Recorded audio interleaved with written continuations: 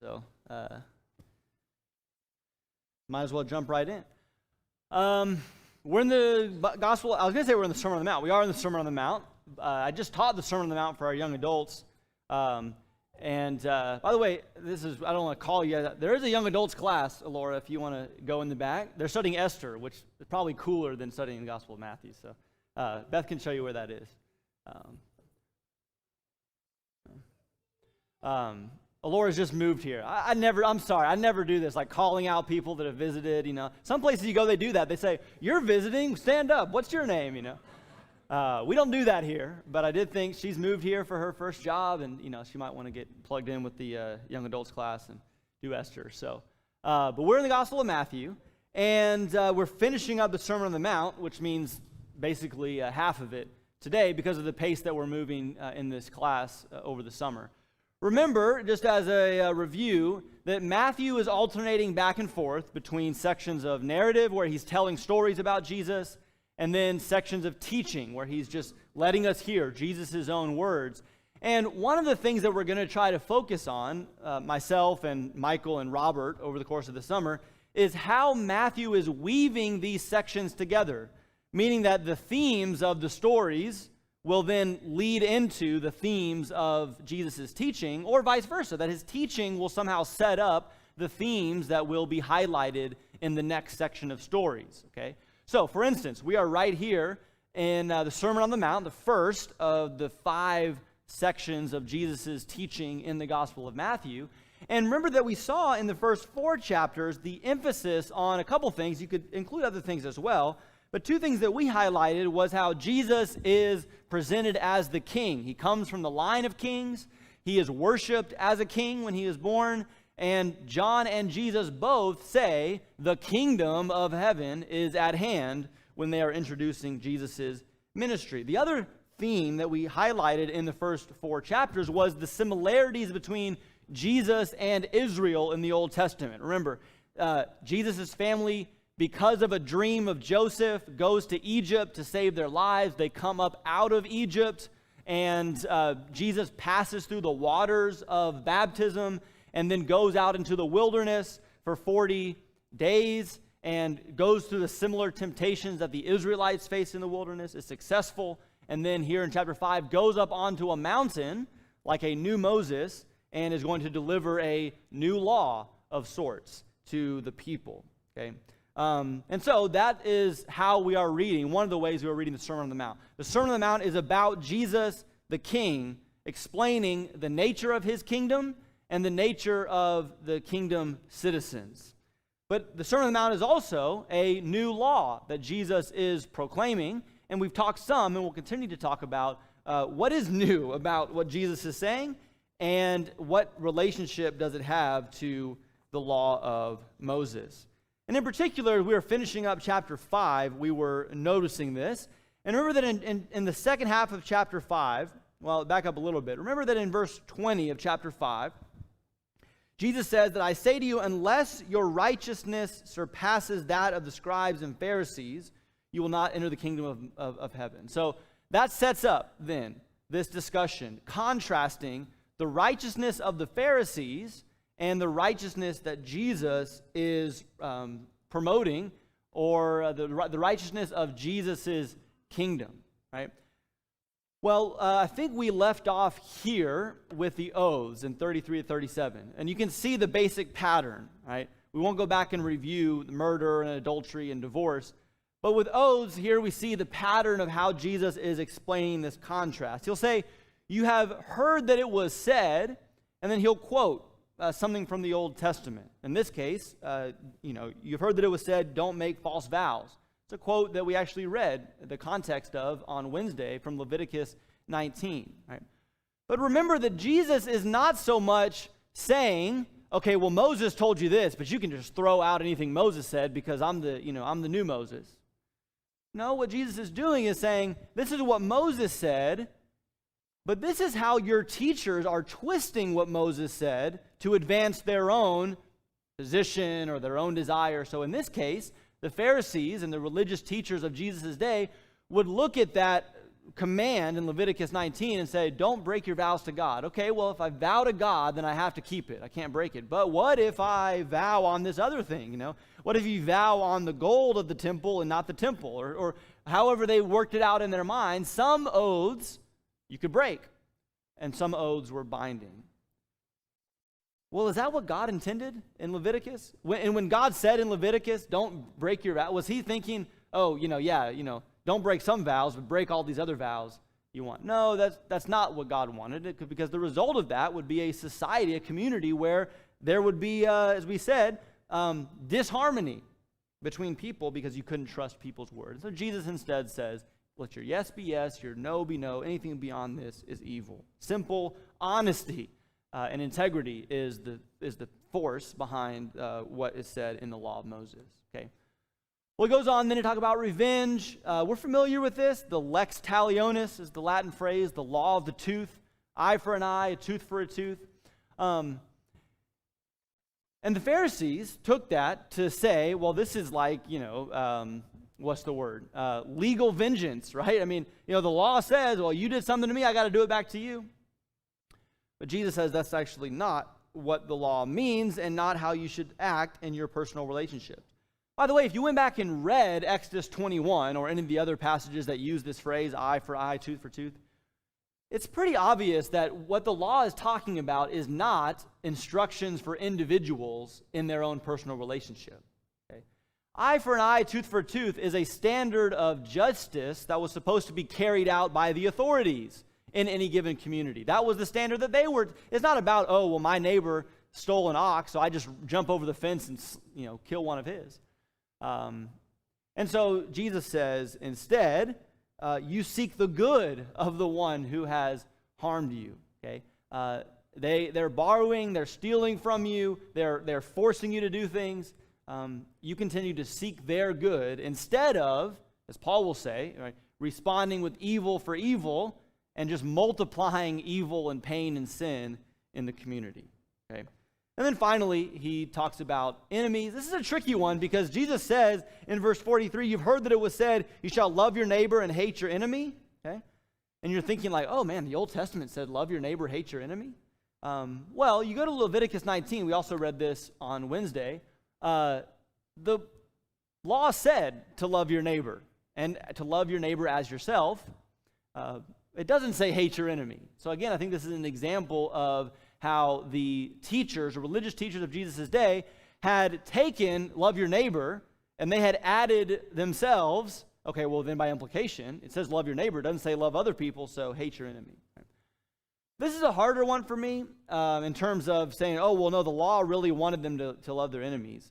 First of all, it never says hate your enemy, but I think you look through even the law of Moses, if you're nice to your friends and not nice to everybody else, unkind to everybody else, you greet your people and then don't greet everybody else, you're no different than the people of this world, the Gentiles. Instead, he says, you therefore are to be different. You're to be set apart, to be perfect as your heavenly Father is perfect. And we could go through the whole thing about, oh, well, when the Bible says perfect, it doesn't mean flawless, and so don't worry, we don't have to be flawless. I mean, maybe there's value in that kind of thing, but sometimes I feel like we say that in order to feel better about the fact that we're not doing too great at living up to the standard that God has set for us. But I will say this, remember how we've seen so far in the Sermon on the Mount, Jesus has just said 6 times, this is what God said, this is what God intended, and you're supposed to live up to that standard. Don't cheapen God's standard by saying, oh, well, we can really hate our enemies. Or, oh, well, we can divorce if you have a certificate. Or, oh, well, I'm not actually committing adultery, I'm just lusting. Jesus has been saying over it, don't cheapen or lower the standard. No, the standard is God. His character, His law, His word, and we are to strive for that. We are to be perfect as He is perfect, complete, mature, moving towards that goal that He has set for us and not lowering that standard at all. And the third thing I'll say that I think is important about this statement is that all of Jesus casts all of this, He explains all of this living up to the standard in terms of relationship. That's all throughout the Sermon on the Mount, the reference to God as our Father. That's what this is. He is our Father, we are His children. And that is an important element of our striving to live up to the standard of our Father, the one who loves us, who cares for us, who has mercy and compassion on us, and who desires for us to be a chip off the old block, so to speak, and to be like him. Okay. All right, that's chapter 5. I'll open it up briefly if there's any needed things that need to be added in there, things to say, things to ask about anything up to this point in the sermon. Anything in chapter 5 that you want to throw out there. Yeah, Brian, Tosin's got a mic for you. So. Just a question. The last verse in chapter 5, I wasn't here Wednesday night, so you are to be perfect as your heavenly Father is perfect. Who does the perfecting, God or us? Well, I say a lot of times it's maybe it's both. God, as we said, this is a relationship between Father and Son, and so you can imagine. There's, if you want to know where this comes from, I can explain. It's a cool illustration that's given by Desiderius Erasmus in his debate with Martin Luther about free will. But he talks about, the picture of us with God is God the Father. We're this little child learning how to walk, right? And God is, first holding our hands, and then he's holding his hands there to stabilize us, and he's putting things out in front of us for us to, but it's still on us to take those little baby steps and to, put our feet up under us. So you see those two things working together, that God perfects us through his grace, through his mercy, and we strive for perfection in the feeble ways that we are able as his children. Yeah, Albert, making toast. Oh, there we go. Justin's a little bit closer.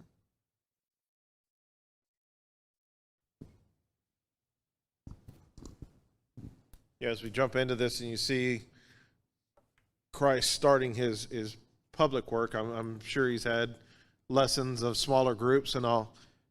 They can't come at him for being blasphemous. They can't come at him yet with what he said here. How can they come back and say, he told us to be nicer? He told that, so it's just interesting. In the very beginning, he comes out and he's extremely bold and says, I am, and this is what I'm here to. I didn't come to do this. I came to do this. And then he's going here with these lessons here. And so it's interesting as things build how those who wanted to kill him it's getting more and more difficult. And I can't see where he's actually gone against their holding on to their law. Thanks, Albert. And Steve, maybe a last word on Matthew 5 before we move on. You're loud enough. It's cool. Does this not have to do with the idea of perfection in the law? Wasn't that what the scribes and Pharisees were interested in? And wouldn't 1 Timothy 1:5 deal with that? I wonder if that's not the case.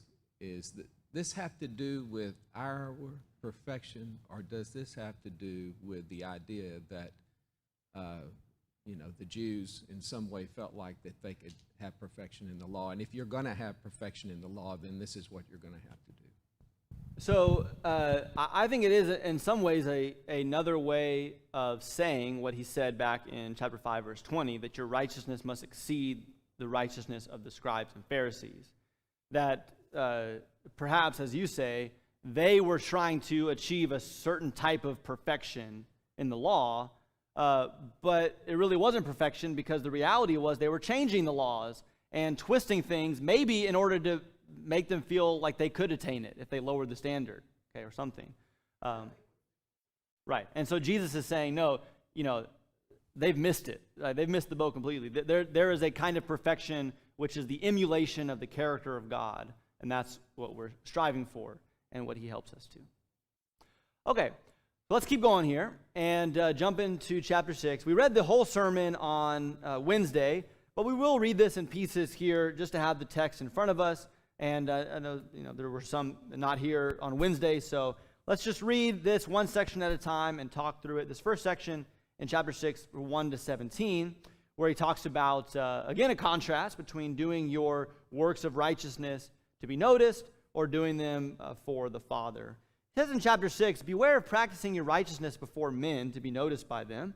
Otherwise, you have no reward with your Father who is in heaven. So when you give to the poor, do not sound a trumpet before you, as the hypocrites do in the synagogues and in the streets, so that they may be honored by men. Truly I say to you, they have their reward in full. But when you give to the poor, do not let your left hand know what your right hand is doing, so that your giving will be in secret, and your Father who sees what is done in secret will reward you. When you pray, you are not to be like the hypocrites, for they love to stand and pray in the synagogues and on the street corners, so that they may be seen by men.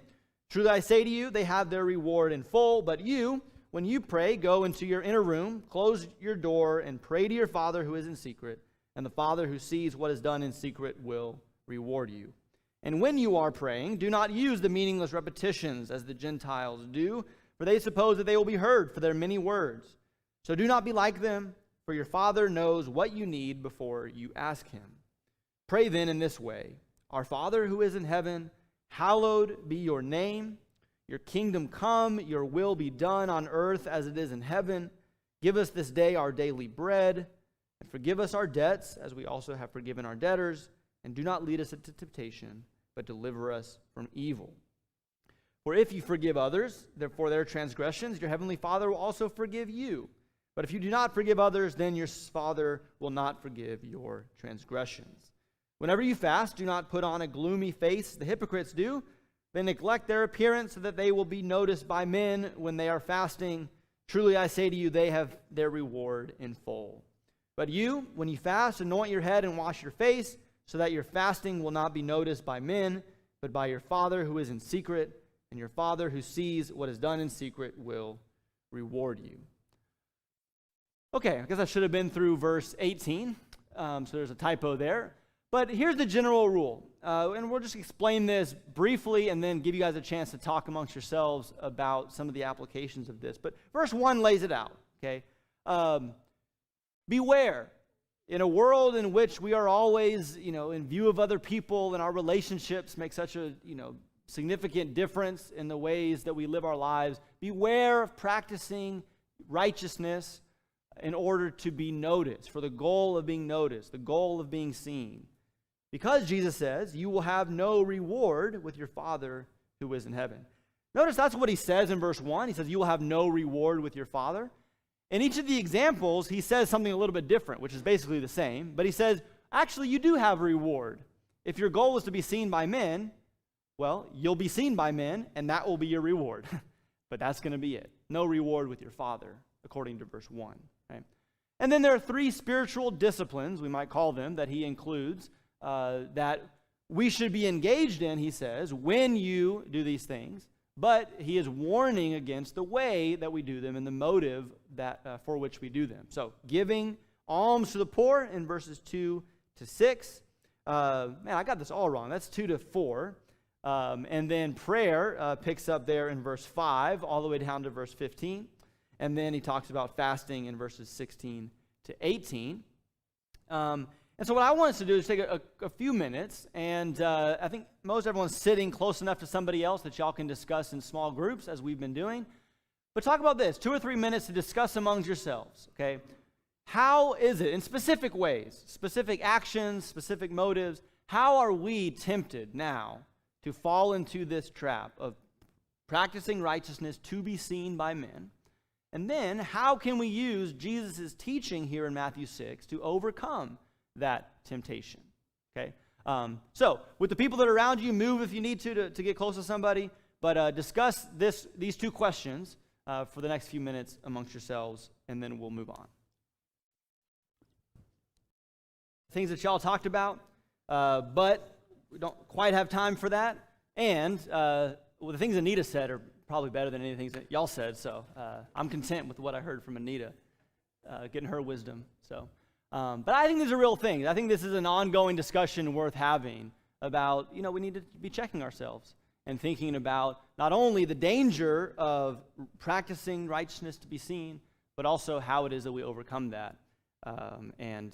Anyway, so let's talk about it more going forward. But let's briefly say something about the Lord's Prayer, because in some ways, what we call the Lord's Prayer, when Jesus says, when you pray, then pray in this way, This is kind of an add-in. I mean, it doesn't really fit with, the pattern of, when you give, don't do it to be seen. When you pray, don't do it to be seen. With prayer, he stops and says, okay, well, but here's an example of that. So a few things I will say about the Lord's Prayer, as we call it. I don't know if that's the best way to describe it or not, but Jesus' model prayer here. Notice that it's not very long. I don't know if that's one thing we should say, okay? Now, whether Jesus intends for that to be like you can pray short prayers, we know we can pray short prayers. There's some short prayers in the Bible. But when you're giving somebody a model, sometimes you just kind of put the skeleton together, right?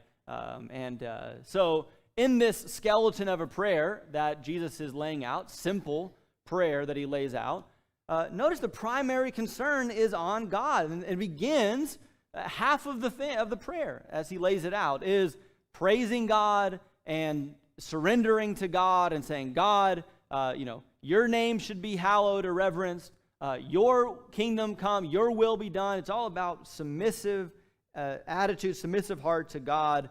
And then when he does make requests in his prayers, there is a very, again, simple request for give us this day, the basic needs of life today. That's what he asks for, okay?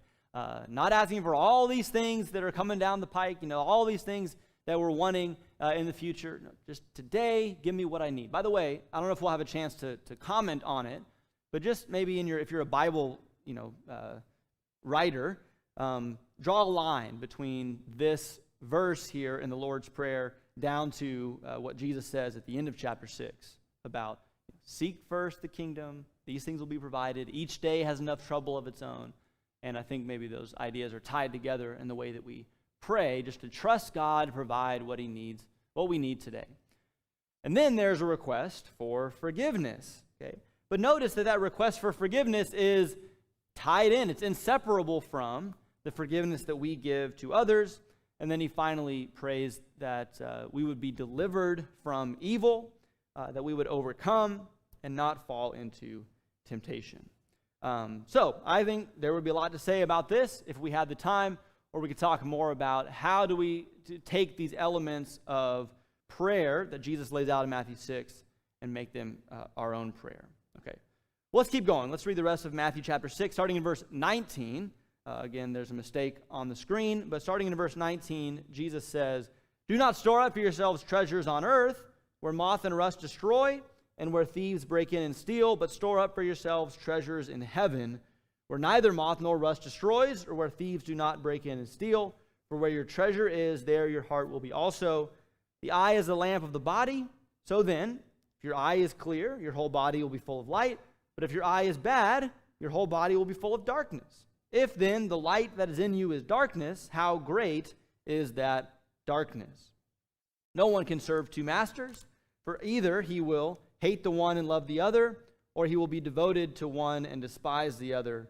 You cannot serve God and wealth. For this reason, I say to you, do not be worried about your life as to what you will eat, what you will drink, nor for your body as to what you will put on. Is not life more than food, and the body more than clothing? Look at the birds of the air, that they do not sow, nor reap, nor gather into barns, and yet your heavenly Father feeds them. Are you not worth much more than they? And who of you, by being worried, can add a single hour to his life? And why are you worried about clothing? Observe how the lilies of the field grow. They do not toil, nor do they spin. Yet I say to you that not even Solomon in all his glory clothed himself like one of these. But if God so clothes the grass of the field, which is alive today and tomorrow is thrown into the furnace, will he not much more clothe you, you of little faith? Do not worry then, saying, what will we eat, or what will we drink? What will we wear for clothing? For the Gentiles eagerly seek all these things, for your heavenly Father knows that you need all these things. But seek first his kingdom and his righteousness, and all these things will be added to you. So do not worry about tomorrow, for tomorrow will care for itself. Each day has enough trouble of its own. Okay, if the first part of chapter 6 was about how pride, our human pride, can be a barrier to the righteousness that God expects of us, then I think this next section, Jesus is talking about how money or worldly possessions can be a barrier to the righteousness that God expects of us. There's three things that are said between verses 19 and 24. Three ways that Jesus, God in the flesh, God is explaining to us our outlook on life, the way that we should view things, the way that we should value things. And I think the middle one, in some ways, helps to explain the other two. It's also the more confusing. What in the world does Jesus mean when he says, the eye is the lamp of the body, so then if your eye is clear, your whole body will be full of light. If your eye is bad, your whole body will be full of darkness. So if we think of the eye, the lamp of the body, the eye is how we see, how we look at life, okay? And how we look at things determines then, what our life is, what our character is, what our heart is. And I think the idea of our eye being bad, he says if your eye is bad, is full of darkness, it's like a divided or cracked or shattered eye or lens, right? I think what Jesus is saying here is he's saying we have to have a wholeness, a singularity of vision, singularity of focus. And you see how that fits with the things that he has said right before and right after, right?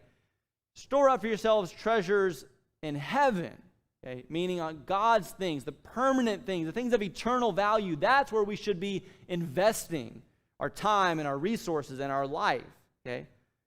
Not the things that will pass away. They're not of eternal value, and they will be destroyed. And then on the other side, he says in verse 24, you can't serve two masters. This is maybe the easier one to see because Jesus' whole point is you try to serve two, it's not going to work. Okay, you'll destroy yourself, and really in the end, you won't be serving both. You're only going to be serving the one. Okay, the eye has to be whole. Our vision, our focus, the way that we see life has to be whole, singular, undivided.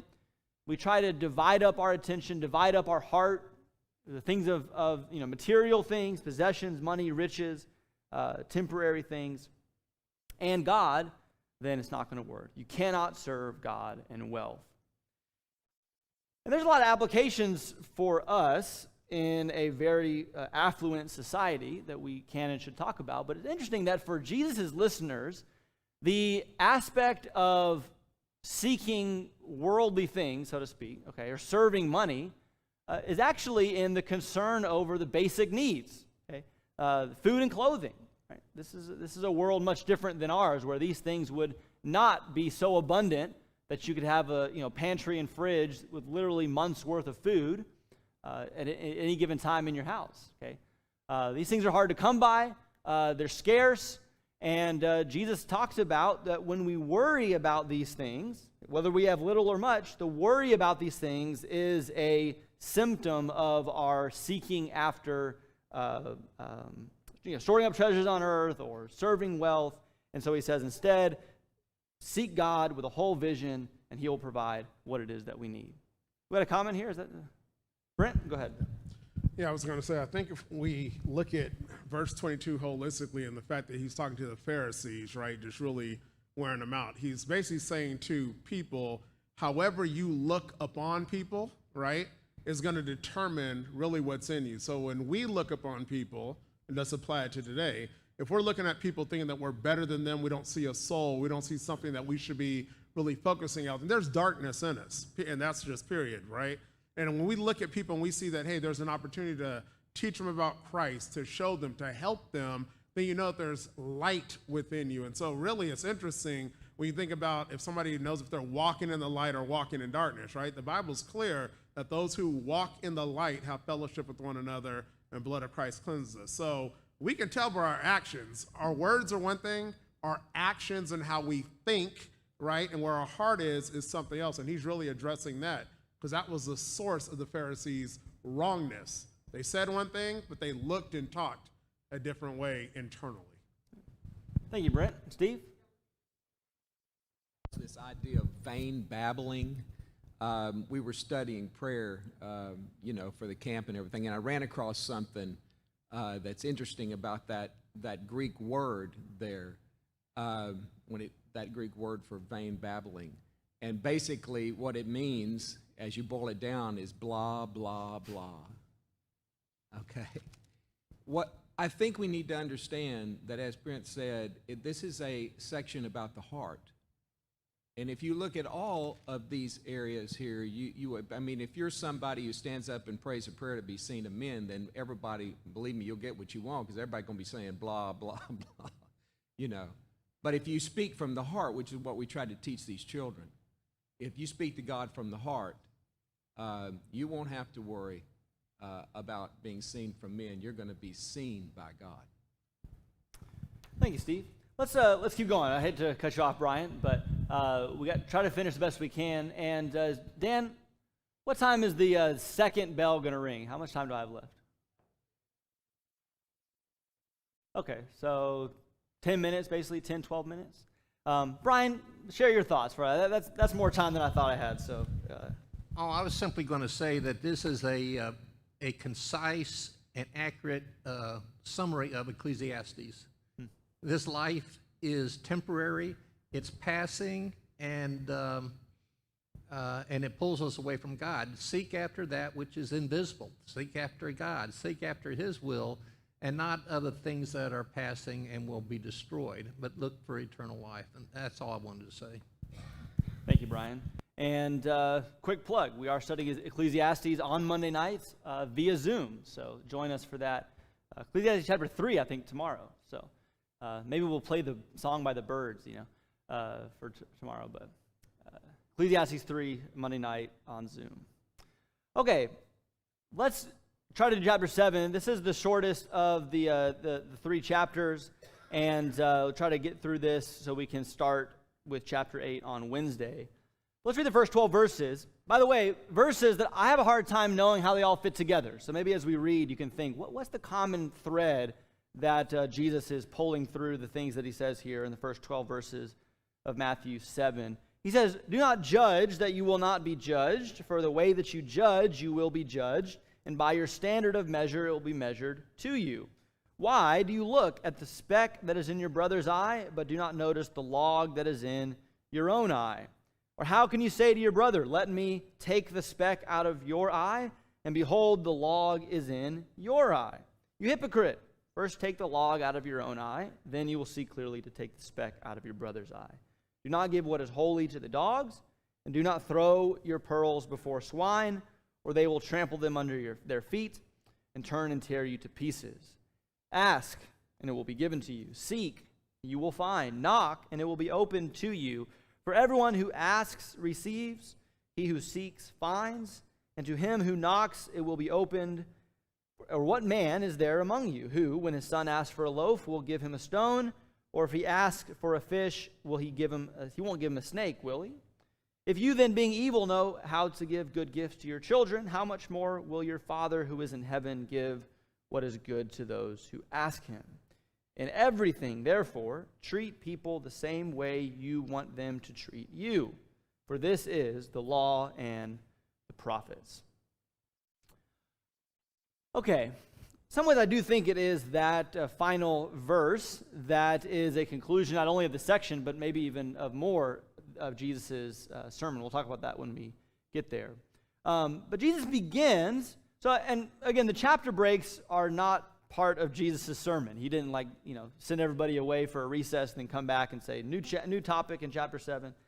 These words continue on, and so if you think about what he's just said about seeking first, this wholeness of vision, seeking first his kingdom and his righteousness, and in doing that, not worrying about the things of tomorrow, because our sole concern is God's kingdom, God's righteousness. Right? So a person whose heart and eye is disposed that way, and whose life is just fully consumed by the kingdom and God's righteousness, that, and to Brent's point from earlier, that will then determine the way you see other people.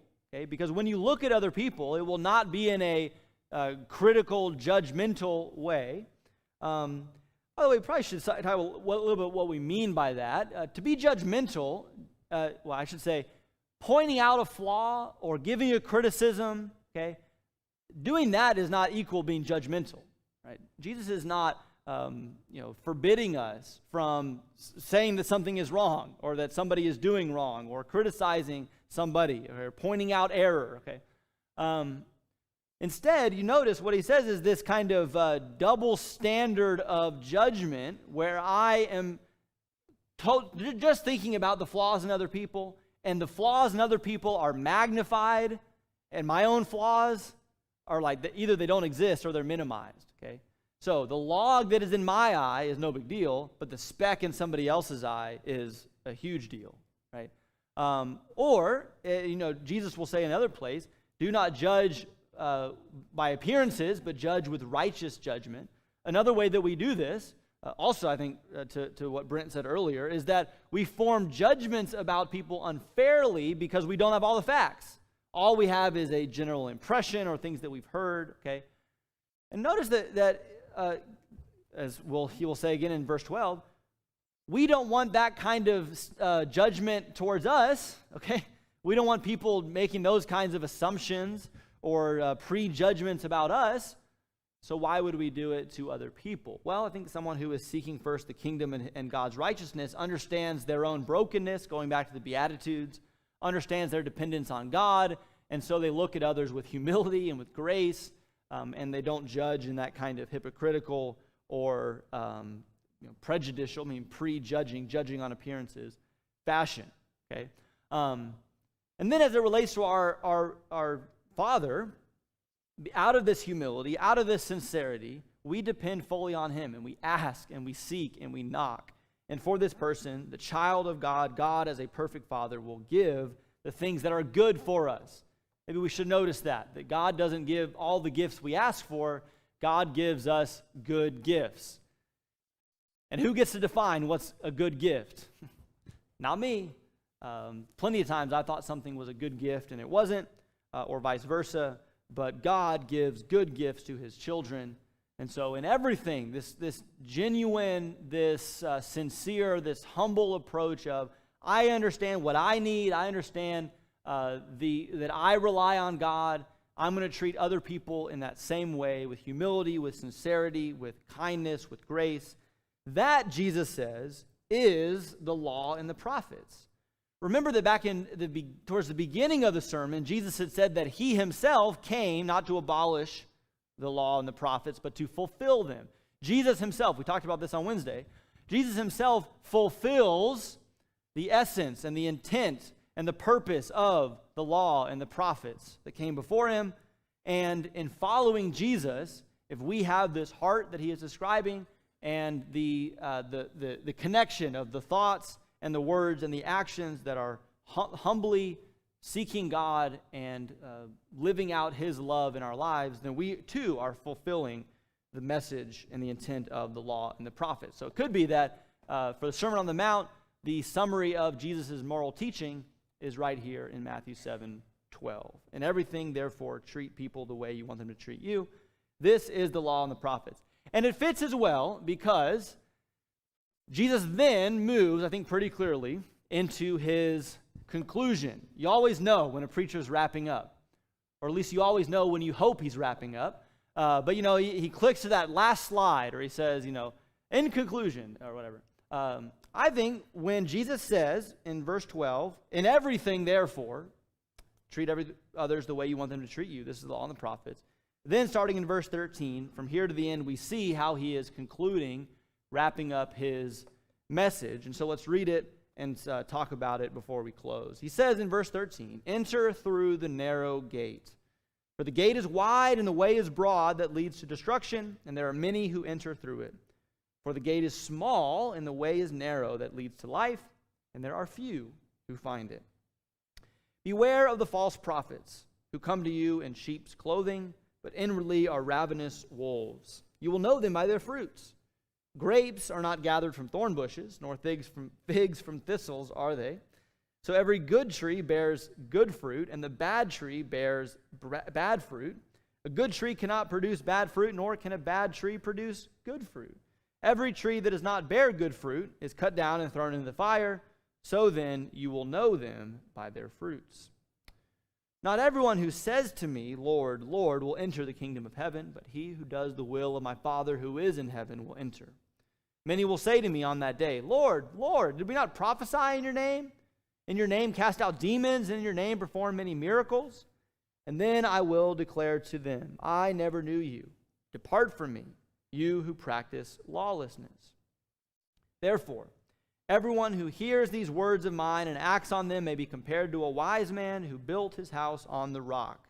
And the rain fell, and the floods came, and the winds blew and slammed against that house, and yet it did not fall, for it had been founded on the rock. Everyone who hears these words of mine and does not act on them will be like a foolish man who built his house on the sand. The rain fell, and the floods came, and the winds blew and slammed against that house, and it fell. And great was its fall. Okay, there are in Jesus' conclusion 4 pictures of separation. Those who are accepted, those who are not in the kingdom. What's the first picture in this section? First metaphor or description of this separation? You just shout it out. The gate and the path, okay?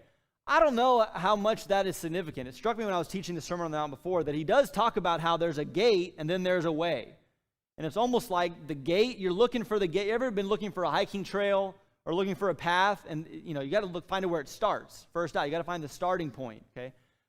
Sometimes the best trails, the start of the trail is the hardest to find, okay? It's tucked away somewhere, behind some trees, or it's not very well marked, okay? So the gate is small, and once you get on the path, it's narrow. I think by extension, it's difficult. Few who find it. But the easy path, right, the paved way up to the easy lookout point, easy to find, just follow the line of cars and tourists. It's broad and easy to walk on. This is a picture of either traveling the way of the kingdom or traveling the way of the world. You see, that doesn't really tell us much about how to walk the way. It just says that the way is narrow and difficult to walk on if you find it. So you kind of have to keep going then to say, well, okay, well, what do I need to do to be on that gate or be on that path? So what's the second picture of separation then in this conclusion? The trees. Now, it's in the context of beware of false prophets. So as we're trying to find which way to be on, there's going to be plenty of people saying, oh, come on this way or come on that way. But it says the false prophets, the way you distinguish is their fruit. You'll know them by their fruit. And it's true of the false prophets. It's true of us as well.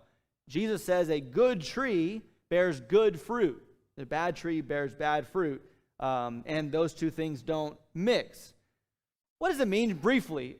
What does it mean, fruit? If you talk about someone, this is all over. In fact, it was back in chapter 3. John the Baptist said, a tree that does not bear fruit, the axe is laid at the root of the tree to cut it down, throw it in the fire. What does it mean for a person as a tree to bear fruit? What does that mean? What does that represent? Their works, okay? You could talk about the passages like Galatians 5, the fruit of the Spirit, okay? You would say, James, which is in a lot of ways, commentary on the Sermon on the Mount. James talks about your works being the fruit of one's heart or one's faithfulness. Okay, so it's a narrow gate, a narrow way. To be on it, it's those that are doing the things, good fruit, good works, good lives that are acceptable. What does that mean? Well, the next one he says, it's not just saying it. Also connection to James. It's not just, oh, well, Lord, Lord, we did all these things. Notice he says in verse 21, it's those who do the will of my Father. That's what it takes. That's what it means.